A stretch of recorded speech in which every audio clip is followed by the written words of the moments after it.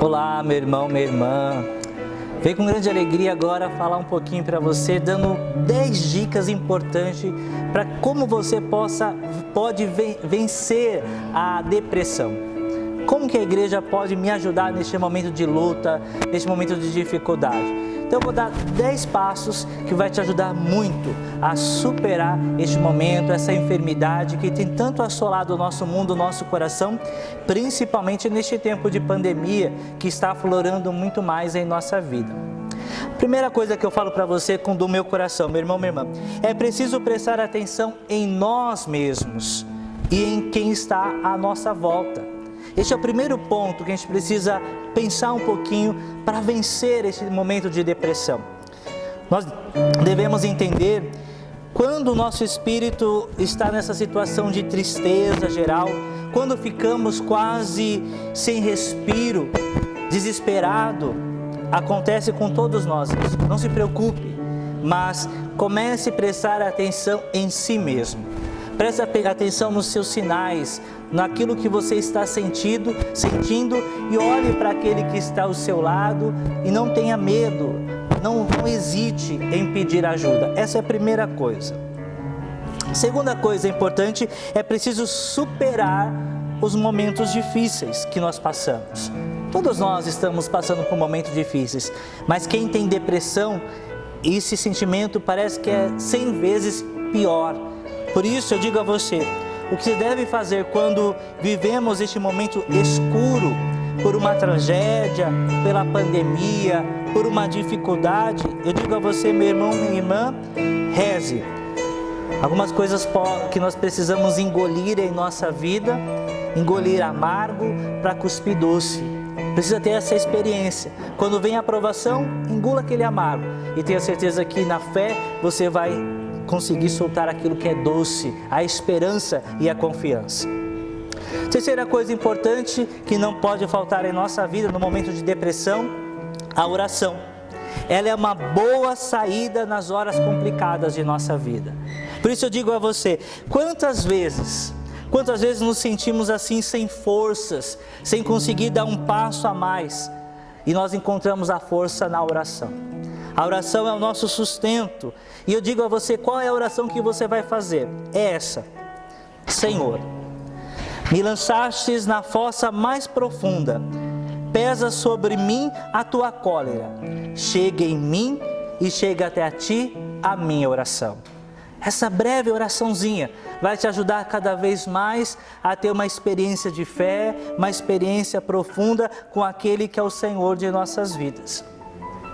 Quarto ponto importante é discursos longos não ajudam ninguém a chegar a lugar nenhum. Quem está em depressão, discurso longo não ajuda. Precisamos ser objetivo. Quando uma pessoa está sofrendo e sofre por essa enfermidade, há uma desolação espiritual muito grande. Você tem que falar o mínimo possível com essa pessoa e no silêncio mostrar que está ao lado dela. O silêncio é a melhor coisa, porque falar demais às vezes estraga. Quem fala demais dá bom dia a cavalo. Então, fale menos e no silêncio você consegue ajudar aquela pessoa a superar esse momento de crise da depressão. Quinto ponto importante, é preciso se preencher de coisas boas. Tente preencher o seu tempo, o seu espaço, o seu dia com as coisas boas. É um risco para quem tem depressão não ver coisa boa em nada, não ver saída em lugar nenhum. Isso é um grande risco.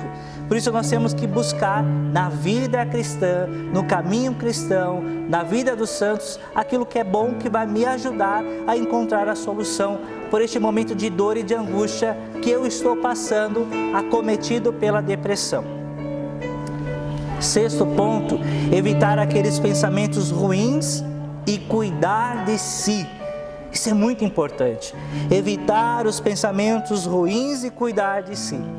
O cristão, que somos todos nós, sabe que a tentação nos dias monótonos, enfadonhos, deve ser combatida, não deve ser aceita. Como já nos diz, mente vazia é oficina para o diabo. Então, tente ocupar a sua cabeça, tirar esses pensamentos ruins com coisas boas. tentando lutar do fundo do seu coração, escutando a oração, a voz de Deus, orando, fortalecendo a sua fé, tenha certeza que você vai conseguir. Porque eu creio certamente que tudo que é bom provém de Deus. E Deus tem o melhor para mim e tem o melhor para você. Sétimo ponto é quando você estiver perdendo a força, reze. E existe uma oração que nos ajuda muito no momento de depressão. E essa oração eu vou dizer para você agora, para que você fique aí gravando no seu coração. E depois você fica voltando, escutando, até você gravar. Essa oração é assim: quando nossas forças parecem fracas e a batalha contra a angústia é dura, podemos sempre recorrer ao nome de Jesus.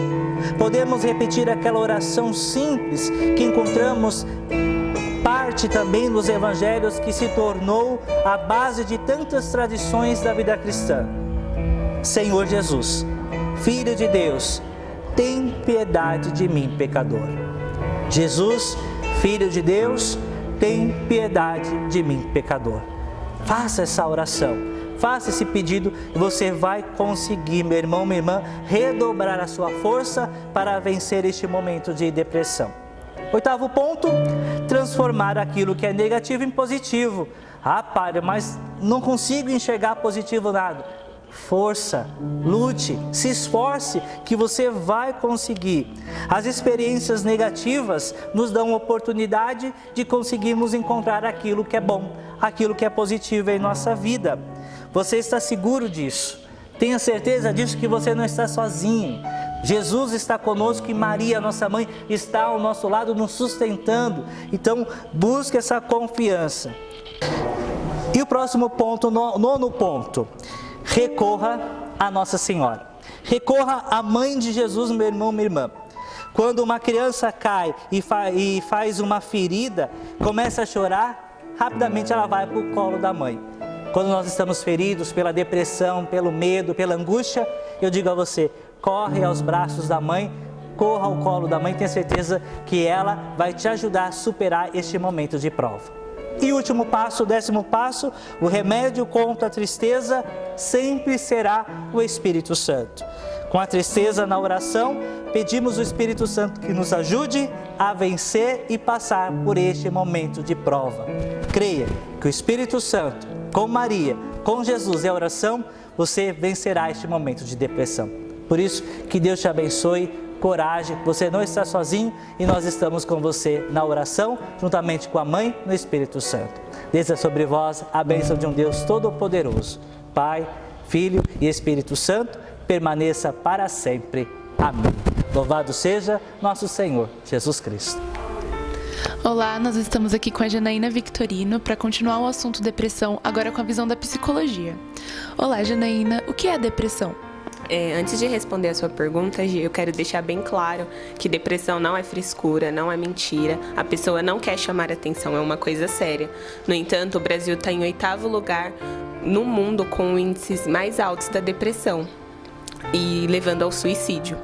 Então, o que é a depressão em si? A depressão, ela é uma tristeza profunda, da qual a gente não tem controle sobre as nossas atividades cotidianas, como escovar os dentes, tomar banho, entre outras coisas. A nossa única vontade é ficar deitado, isolado, sem nenhum contato social. É muito difícil hoje ver uma pessoa com depressão efetuando as suas atividades normalmente. Muitas vezes ela até está com um sorriso no rosto, mostrando que está bem, mas quando ela chega em casa ou quem convive com ela percebe o quanto ela está mal, o quanto é difícil aquela situação. Então a depressão é uma doença séria que precisa ser tratada. E quais são esses principais sintomas? Os principais sintomas da depressão hoje é muito difícil, porque a pessoa depressiva ela vive em constante montanha-russa. Um dia ela vai estar bem, no outro não. Mas os sintomas principais é a tristeza profunda, essa que eu acabei de citar, que você não consegue efetuar suas tarefas e tomar um banho de sol, que seria uma coisa normal e não. A insônia, mas essa insônia pode ser você dormir demais, 12 horas no dia, ou você dormir pouco, 30 minutos e você já se sente bem.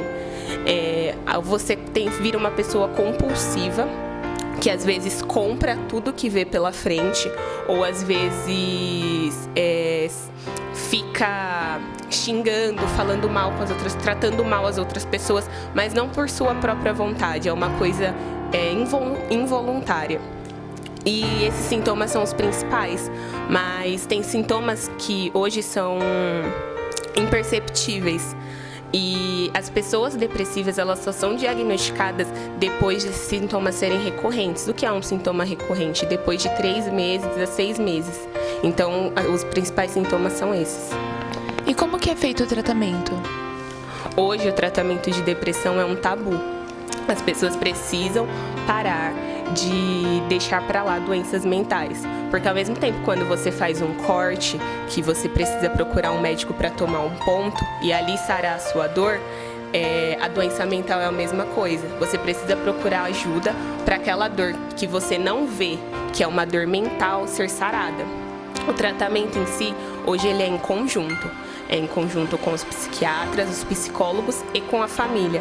Porque se você não conseguir tratar uma família que tem uma pessoa depressiva em casa, você não vai conseguir tratar o depressivo. A família hoje ela precisa estar preparada para ajudar aquela pessoa. E nesse tempo de isolamento, é possível aumentar os casos de depressão?